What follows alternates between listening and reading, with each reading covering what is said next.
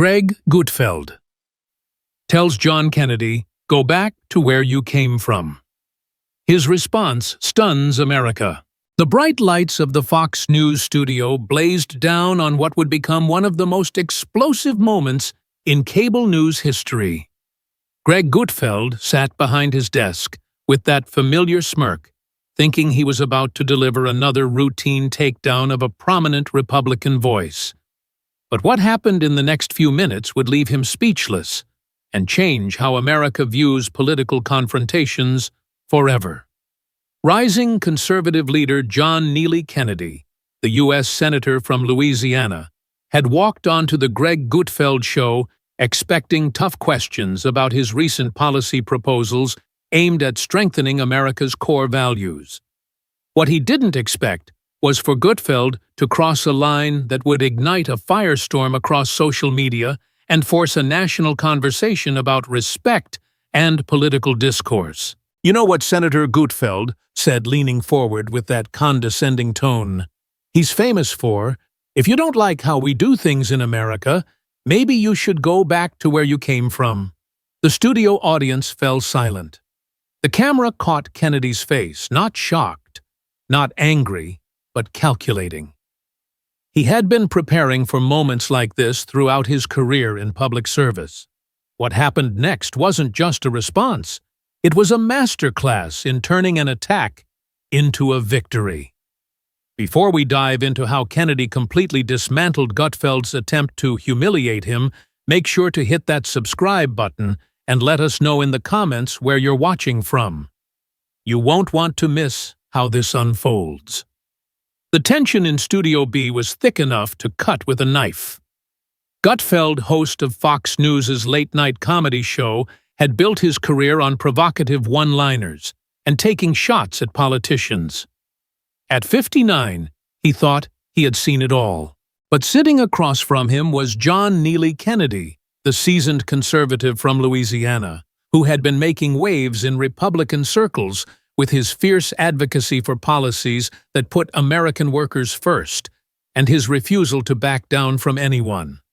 This wasn't supposed to be a hostile interview. Kennedy had been invited to discuss his new initiatives aimed at reducing government overreach, securing the borders, and addressing the fentanyl crisis that was ravaging communities across the country. But Gutfeld had other plans. He'd spent the first segment making jokes about folksy politicians and questioning whether Kennedy truly understood real conservative values. The breaking point came when Kennedy pushed back on Gutfeld's characterization of his policies as too rigid. That's when Gutfeld delivered the line that would define both their careers. "You know what, Senator, if you don't like how we do things in America, maybe you should go back to where you came from." The words hung in the air like a toxic cloud. The studio audience, usually quick to laugh at Gutfeld's provocations, sat in stunned silence. Even the regular panelists looked uncomfortable. But Kennedy didn't flinch. He didn't raise his voice. He simply smiled that warm, folksy smile that had endeared him to so many constituents. And that smile should have been Gutfeld's first warning that he had just made a catastrophic mistake. Mr. Gutfeld Kennedy said, his voice steady and clear, with that distinctive Southern drawl, "I think you just gave me the perfect opportunity to educate you and your viewers about something very important." The camera zoomed in on his face, capturing the confidence in his eyes. This wasn't a politician scrambling for damage control. This was someone ready to shine a light on true conservatism. Gutfeld, realizing he might have gone too far, tried to backtrack.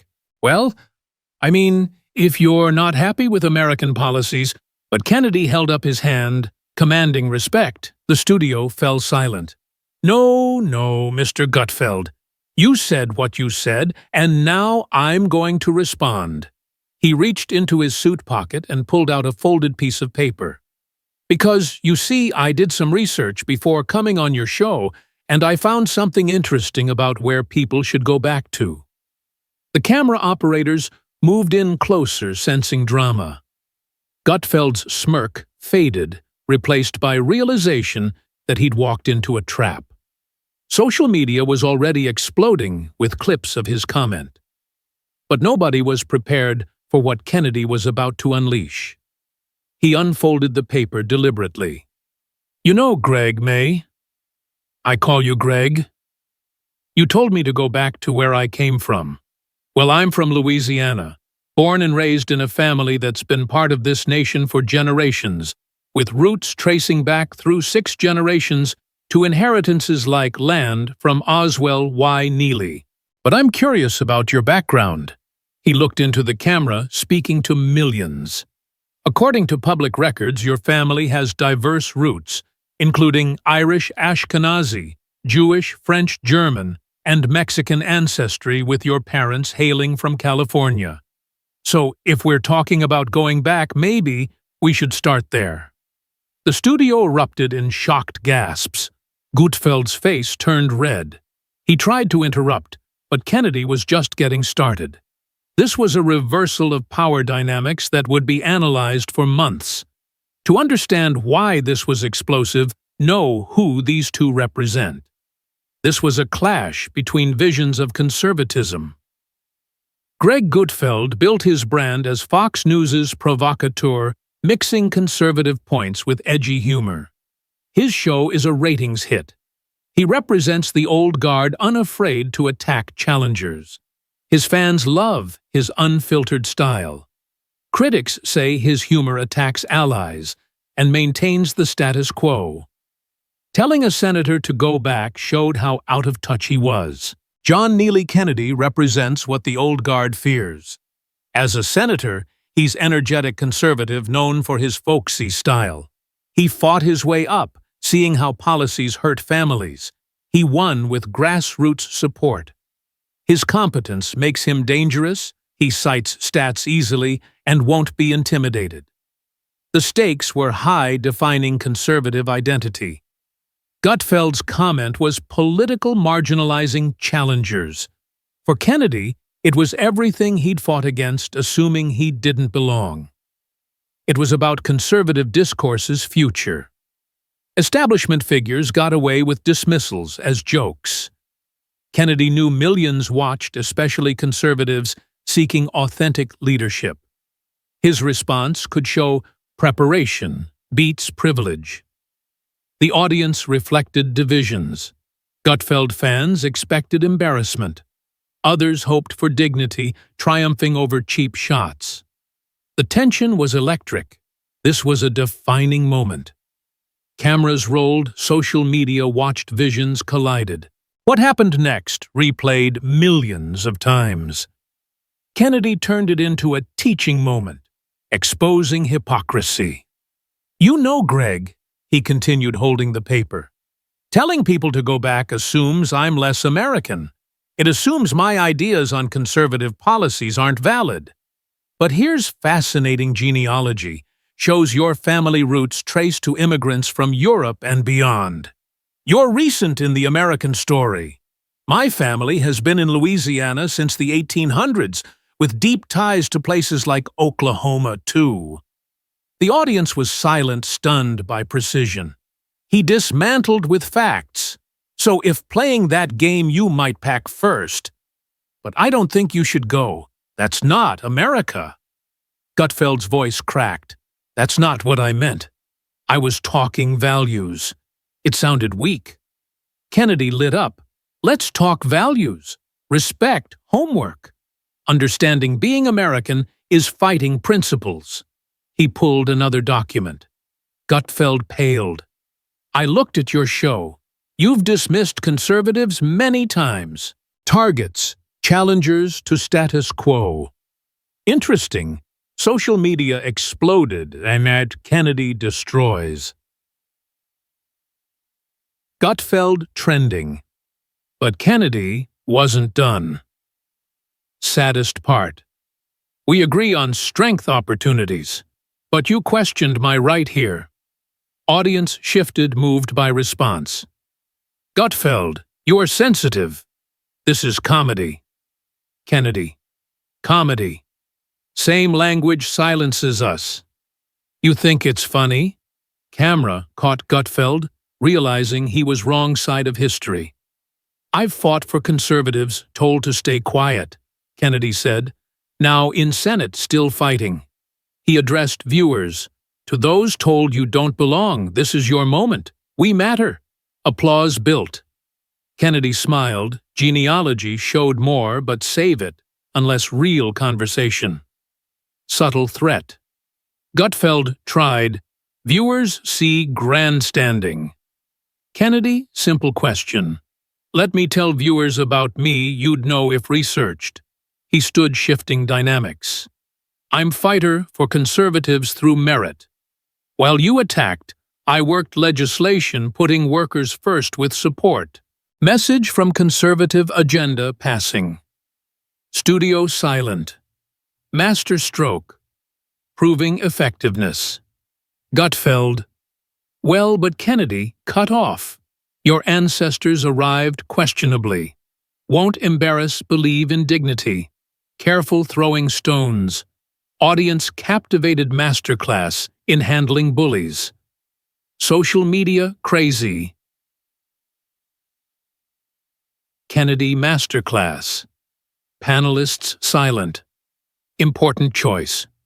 Now double down, or better, legislation secures borders, combats fentanyl. That's conversation needed. Pause powerful. Kennedy offered olive branch. Gutfeld, viewers judge. Wrong choice. Kennedy. They can and did. Aftermath began immediately. Social media frenzy. Kennedy destroys. Gutfeld, top trend. Reactions. Establishment defended, but outmaneuvered, admitted. Conservatives celebrated facts, dignity. Legislation sensation gained sponsors. Ratings up for Gutfeld, but lost grassroots. Became liability. Genealogy story sparked respect conversation. Phrase added to guides. Kennedy's career boosted donations requests, agenda passed. Long-term consultants advise pull a Kennedy. Inspiration for politics. Media shifted guidelines, defining conservative identity. Fighting principles resonates. Polling shifted inclusion. Gutfeld changed avoided attacks. Kennedy bridged ideals governance. Story catalyst for reform unity via preparation dignity. Reminds intelligence beats disrespect. Kennedy showed better way. What think of response? Comment below, subscribe. Preparation better than surprise. Kennedy's response was immediate and unflinching, a testament to the sharp intellect and unyielding resolve that had carried him through decades of public service. With the studio lights bearing down and the audience holding its collective breath, he leaned forward slightly, his southern drawl cutting through the tension like a well-honed blade. "Well, Greg," he began, his tone conversational yet commanding, as if he were chatting with a neighbor over a fence rather than dismantling a national television host. "You've just handed me a golden opportunity to set the record straight, not just for me, but for every hard-working American who's ever been told they don't quite fit the mold." He paused for effect, letting the words sink in before unfolding the paper he'd pulled from his pocket earlier. The camera captured every deliberate movement, amplifying the drama. Gutfeld shifted in his seat, his smirk now a faint memory replaced by a flicker of unease. Kennedy continued, "You see, when you tell someone to go back where they came from, you're not just tossing out a quip. You're challenging their very place in this great country of ours. But let's talk facts, because facts don't care about feelings, as some folks like to say." He glanced at the document, though it was clear he'd memorized every detail. "I've done my homework, Greg. Public records show your family background is a rich tapestry, 3/8 Irish, 1/4, Ashkenazi, Jewish 3/16, French 1/8 German, and 1/16 Mexican. Your parents hailed from California, and your roots trace back to immigrants who came here seeking the American dream, just like so many others. The revelation hung in the air, and murmurs rippled through the audience. Gutfeld's eyes widened slightly. This wasn't the off-the-cuff banter he was used to dominating. Kennedy pressed on his voice, steady and folksy, drawing listeners in like a storyteller around a campfire. Now, don't get me wrong, that's a beautiful American story. It's what makes this nation the melting pot it is. But if we're playing by your rules, suggesting folks pack up and head back based on where their ancestors hailed from, well, you might need to book a ticket yourself before pointing fingers at me. He smiled warmly, diffusing any potential venom with genuine charm, a skill honed from years of connecting with constituents in small-town Louisiana. The panelists exchanged glances, unsure whether to interject, as Kennedy seamlessly wove in his own background for contrast. Me, I'm from the heart of the South, born in Mississippi and raised in Louisiana, where my family's been rooted since the 1800s. We've got deep ties to this land, 6 generations back, inheriting property from folks like Oswell Y. Neely passed down through hard work and perseverance. My ancestors were part of building this country, farming the soil, serving their communities, and fighting for the values that make America exceptional. He didn't delve into speculative ethnic details, sticking to verifiable history that underscored his point without exaggeration. The audience, initially stunned, began to nod along, sensing the logic unfolding before them. Kennedy wasn't yelling or accusing. He was educating, turning a personal jab into a broader lesson on American identity. Gutfeld attempted to regain footing, stammering, "Come on, Senator, that's twisting my words. I was talking about policy disagreements, not your family tree." But Kennedy waved it off gently, like swatting a fly at a picnic. "Oh, I heard you loud and clear, Greg. But let's not kid ourselves, this isn't about policies yet. It's about who gets to claim the mantle of real American. And by your logic, my family's longer tenure here should give me more say. But that's not how it works, is it? America isn't a club with a membership expiration date based on immigration timelines. It's about embracing the principles of freedom, hard work, and opportunity for all." The dismantle was methodical, layer by layer, exposing the flaw in Gutfeld's attack, without resorting to anger. Social media, already ablaze from the initial clip, now flooded with reactions praising Kennedy's poise. Hashtags like #KennedyFacts and #American Roots trended as viewers shared snippets of the genealogy reveal. Back in the studio, Kennedy leaned back, folding the paper neatly. "Your background: Greg, Irish, resilience. Jewish heritage of perseverance. French and German ingenuity. Even that touch of Mexican vibrancy, it's all part of what strengthens our nation. My own roots tied to Southern soil for over a century add to that same fabric. But telling someone to go back ignores all that. It divides us when we should be uniting around conservative values like limited government, strong borders, and economic freedom." He pivoted smoothly, linking the personal to the political, reminding everyone why he was there. Gutfeld flustered, tried another deflection. "This is just comedy, Senator." "Lighten up," Kennedy chuckled softly, a genuine laugh that disarmed the room. "Comedy. Well, I've got a sense of humor too. After all, I'm from Louisiana, where we know how to tell a tall tale. But there's nothing funny about questioning someone's patriotism based on ancestry. That's not conservative. That's counterproductive." The audience erupted in a mix of applause and whispers, the power shift palpable. Kennedy had flipped the script, transforming Gutfeld's ambush into his own platform. He continued, "Let's be honest, Greg. If we're judging worth by family origins, we'd all be shipping out, except maybe the Native Americans, and even then, it's complicated. No true conservatism celebrates the individual, not the pedigree. It's about defending the Constitution, protecting our freedoms, and ensuring every American has a shot at success, regardless of when their folks arrived. Gutfeld's panelists, usually eager to pile on, remained mute, perhaps recognizing the mastery at play.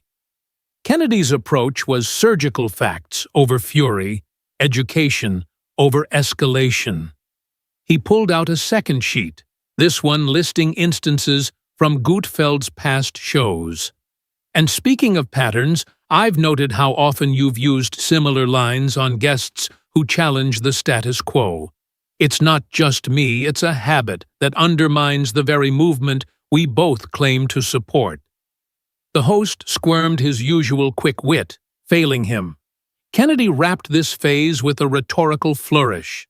So instead of sending folks packing, why don't we pack in some real discussion? Because at the end of the day, America thrives when we focus on shared values, not shallow dismissals. The studio buzzed as commercials loomed, but the impact was clear. Kennedy had not only defended himself, but redefined the conversation. Viewers at home felt inspired seeing a model of grace under fire. This wasn't just a rebuttal. It was a blueprint for conservative discourse in an era of division. As the segment paused, social media metrics skyrocketed with clips of Kennedy's genealogy takedown going viral. Commentators began dissecting the exchange, noting how his calm demolition highlighted the hypocrisy in questioning Americanness based on origins. For Kennedy, this moment amplified his voice, drawing support from across the conservative spectrum. Grassroots activists cheered the exposure of establishment tactics, while moderates appreciated the emphasis on unity. Gutfeld, meanwhile, faced a barrage of online backlash, his attempt at edgy humor backfiring spectacularly. But Kennedy wasn't done. He had more in store, ready to steer toward policy substance. The reversal was complete. The attacked had become the teacher, and America was tuning in for the lesson. What followed would cement this as a pivotal clash, showing how intellect and preparation could turn the tide in political battles. Stay tuned as we explore how Kennedy shifted gears to real issues, proving his mettle beyond words. Hit like if you're rooting for facts over fiction, and share your thoughts below. This is just the beginning of how one senator stunned the nation with dignity and depth. In the ensuing minutes, Kennedy built on his foundation, weaving in anecdotes from his Louisiana roots to illustrate points. Growing up in the South, he said, "I learned early that respect isn't given. It's earned through actions, not ancestry claims." Gutfeld nodded weakly, but the momentum was lost. Kennedy's strategy resonated because it was authentic, rooted in his lived experience of representing everyday Americans facing real challenges. The genealogy angle wasn't a gotcha. It was a mirror forcing reflection on divisive rhetoric. As tweets poured in praising Kennedy's class, it became evident this exchange was reshaping perceptions. Young conservatives saw a role model in handling adversity, while veterans nodded at the reminder of core principles. Gutfeld's show, typically a bastion of unapologetic commentary, now felt exposed. Kennedy's lilt carried on. Let's remember, conservatism isn't about gatekeeping, it's about opening gates to opportunity for all who embrace our ideals. The audience applauded sporadically, a sign of shifting allegiances. This chapter of the confrontation highlighted Kennedy's strength, turning personal attacks into universal truths. His background, solidly American for generations, contrasted sharply with Gutfeld's diverse immigrant heritage, not to belittle, but to equalize.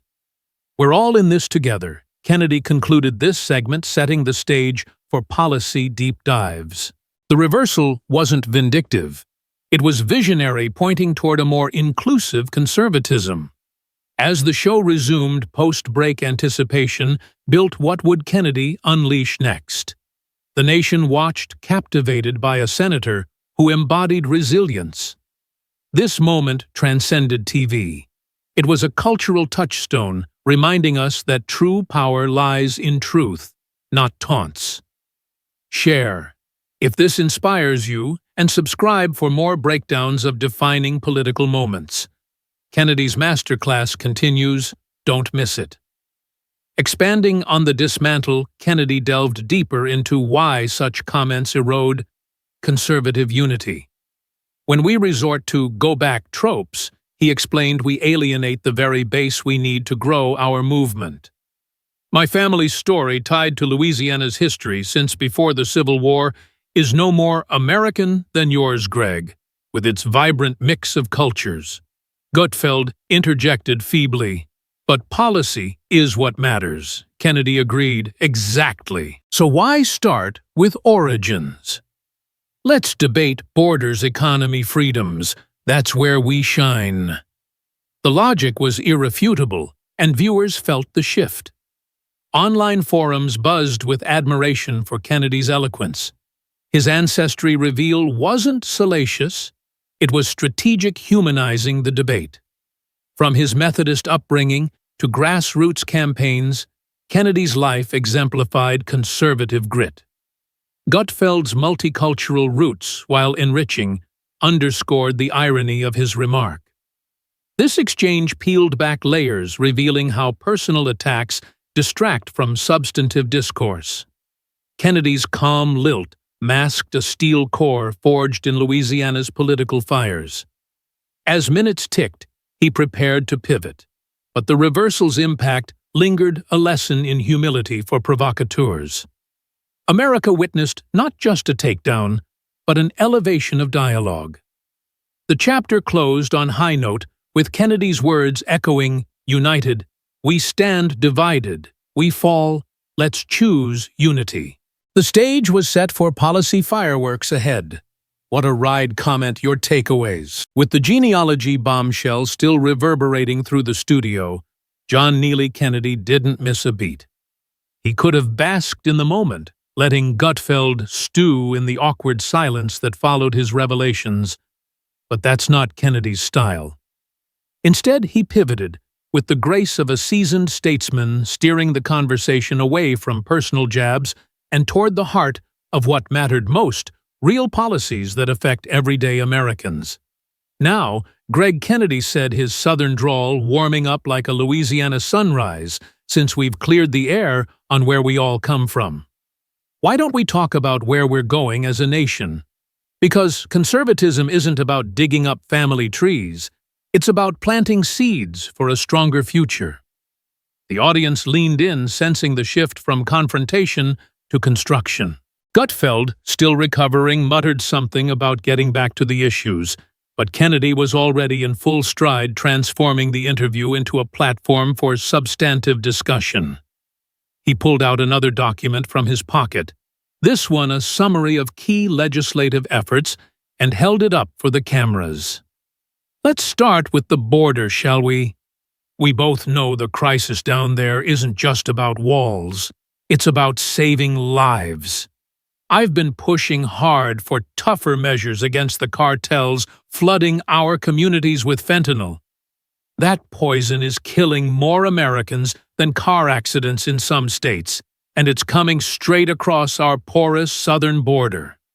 Kennedy's eyes narrowed with genuine concern, drawing from his experiences representing Louisiana, where the opioid epidemic had hit hard in rural areas.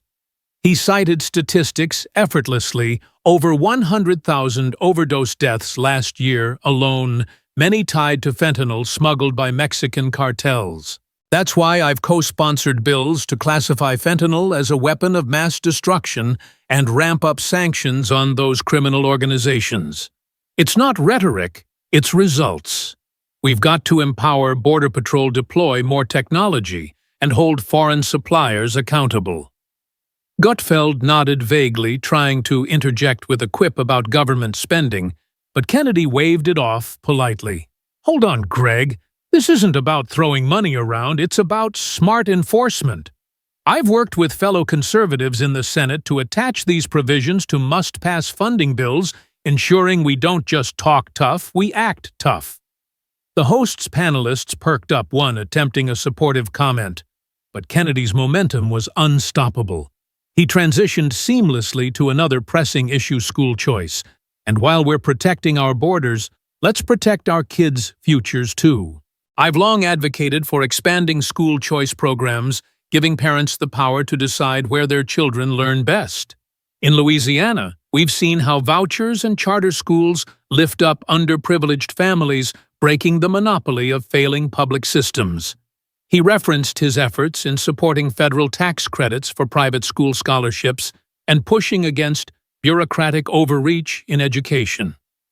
It's conservative to the core, empowering individuals over institutions.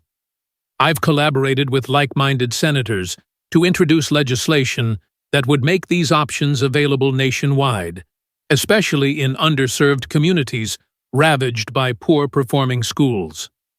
The audience murmured in agreement, many nodding, as Kennedy painted a picture of opportunity rather than division. Social media lit up anew, with users sharing clips of this policy pivot, hashtagging #KennedyOnPoint, and praising how he turned a gotcha moment into a governance masterclass. Gutfeld, sensing the tide turning further against him, tried to challenge, "But Senator, isn't that just more government intervention?" Kennedy chuckled softly, his folksy charm disarming the critique. "Not at all, Greg. It's about reducing government control and increasing freedom. Government shouldn't dictate education, it should facilitate choices." And speaking of real-world impacts, let's touch on flood insurance reform. Living in Louisiana, I've seen hurricanes devastate families time and again. The National Flood Insurance Program is broken premiums skyrocketing while coverage lags.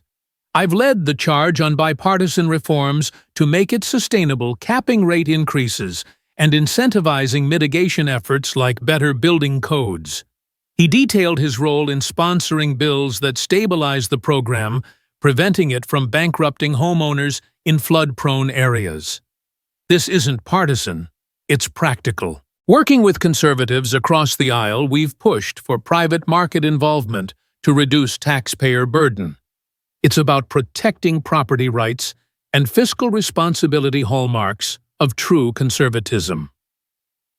By now, the studio was captivated, the initial shock of the personal attack fading into admiration for Kennedy's command of the issues. He highlighted collaborations with fellow Republican senators, emphasizing unity within the party. "I've teamed up with colleagues on these fronts, from border hawks to education reformers, because divided we fall. And Greg, if you'd done your homework like I did on your background, you'd know these aren't pie-in-the-sky ideas. They're bills with real traction, gaining co-sponsors and committee approvals." This subtle jab at Gutfeld's lack of preparation landed softly but effectively, underscoring the host's earlier misstep without belaboring it. Kennedy held up his phone, showing a mock-up of recent messages from allies. "Just before coming on, I got updates from conservative partners confirming support for our anti-fentanyl measures. We are building coalitions to get this done, not just scoring points on TV." The contrast was stark. While Gutfeld relied on provocation, Kennedy demonstrated effectiveness, turning the confrontation into proof of his dedication to American interests. Viewers at home felt the weight of it. Here was a senator not just defending himself, but advocating for them. Online reactions poured in, with conservatives celebrating the focus on actionable policies. One tweet read, "Kennedy just schooled Gutfeld on real conservatism, borders, schools, safety." This is leadership. Gutfeld attempted to steer back, asking a loaded question about spending, but Kennedy parried expertly. "Spending. Let's cut the waste first. I've voted consistently to rein in bloated budgets, prioritizing defense and security over pork barrel projects. That's why my record shows fiscal conservatism in action. He wove in his opposition to unnecessary foreign aid that doesn't serve U.S. interests, tying it back to border security. Why fund distant conflicts? When cartels are waging war on our streets with fentanyl, we secure America first. The audience applauded sporadically, a sign that Kennedy's message was resonating beyond the initial drama. He didn't stop there, addressing energy independence, a key Louisiana concern. We've got to unleash American energy to lower costs and create jobs. I've fought against regulations that cripple our oil and gas industry, pushing for permits that keep us competitive globally. His voice rose with passion, but remained measured, educating, rather than ranting. This ties into everything. Strong economy means better funding for borders, schools, and disaster relief without raising taxes. Gutfeld's discomfort grew visible, his usual quips falling flat against Kennedy's barrage of facts and achievements. The senator wrapped this policy deep dive with a unifying call. Greg, these aren't my ideas alone. They're conservative principles in practice forged through collaboration and hard work. Instead of questioning origins, let's question why we're not doing more to implement them. The studio fell into a thoughtful hush, the energy shifting from explosive to enlightening. Social media metrics soared with #Kennedy policies, trending as users debated the merits of his proposals. This chapter of the exchange showcased Kennedy's true strength, not just wit in rebuttal, but wisdom in governance. He had exposed Gutfeld's superficiality by contrasting it with his own substantive record, proving that real leadership protects American interests through action, not antagonism. As the segment pushed forward, anticipation built for the aftermath. How would this ripple through the conservative world? Kennedy had turned defense into dominance, reminding everyone that policy wins arguments better than punches. The nation watched, inspired by a senator who embodied effectiveness with elegance. Stay tuned for the final chapter, where we explore the lasting impact and the profound lessons learned. What policy point resonated most with you?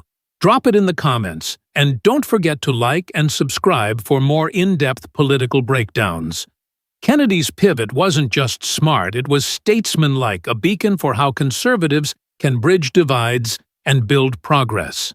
As the echoes of John Neely Kennedy's policy masterclass faded in the Fox News studio, the real storm was just beginning to brew outside its walls.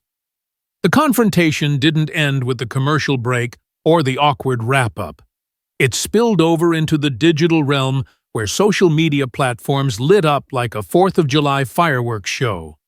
Within minutes, hashtags like #Kennedy takes down Gutfeld and #Real conservative values skyrocketed to the top trends worldwide, with clips of the genealogy reveal and policy pivots being shared millions of times.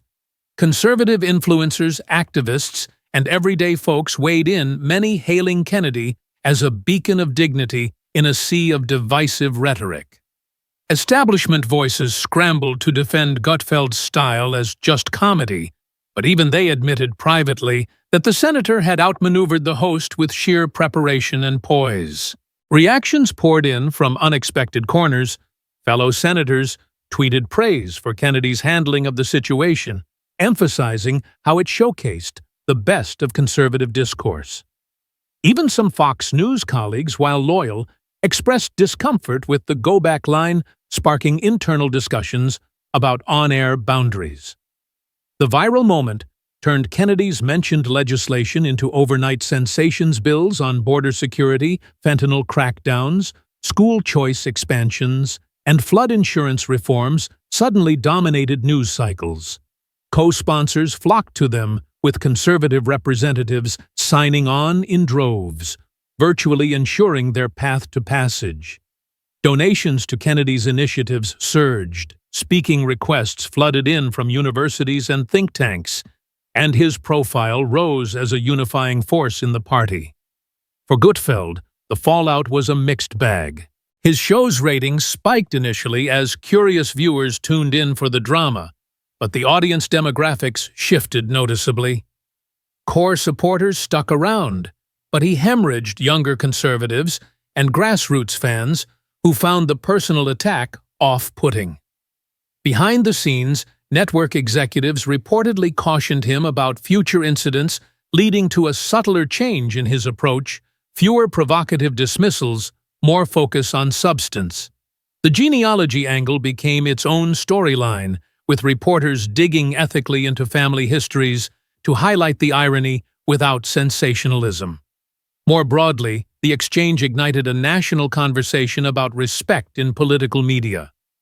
Journalism programs adopted it as a case study: how not to weaponize heritage, and how to respond with facts over fury. Style guides updated to flag phrases like "go back where you came from," as inflammatory, urging commentators to elevate debates instead. In conservative circles, it prompted soul-searching about unity, how gatekeeping alienates potential allies and weakens the movement against external challenges. Polls in the following months showed a shift in increased support for inclusive discourse, with voters demanding more policy depth and less personal sniping. Kennedy's career trajectory soared. He emerged as a top-tier figure often tapped for leadership roles and national discussions. But the true legacy lay in the inspiration he provided. Aspiring politicians, especially from heartland states, saw a roadmap: come prepared, stay composed, and turn attacks into opportunities for education. The incident became required viewing in political science classes, illustrating how one moment of grace could bridge generational and ideological divides. Now let's draw the profound lessons from this unforgettable clash. At its core, the Gutfeld-Kennedy confrontation teaches us that respect isn't a weakness, it's the foundation of effective leadership. In a world quick to divide, Kennedy showed that preparation and intellect can disarm even the sharpest provocations, turning potential conflict into constructive dialogue. By focusing on shared conservative values like border strength, family opportunities, and fiscal prudence, he reminded us that true patriotism unites rather than excludes. This isn't just about winning arguments, it's about building a stronger movement. Young people eyeing public service can learn that dignity trumps drama. Equip yourself with facts, collaborate across lines, and always prioritize the people's needs over personal glory. Avoiding discriminatory language isn't political correctness. It's smart strategy, fostering the solidarity needed to tackle big issues like drug crises and education reform. Ultimately, Kennedy's response educates us all. In democracy, the most powerful tool against division is thoughtful engagement. It encourages future generations to enter politics with integrity, wisdom, and a commitment to unity, ensuring conservatism evolves as a force for good. What a powerful reminder that when we rise above disrespect, we elevate everyone. If this story moved you, share your biggest takeaway in the comments. Did Kennedy's poise inspire you? Hit subscribe for more breakdowns of moments that shape our political landscape. Because as this showdown proved, preparation and principle always prevail.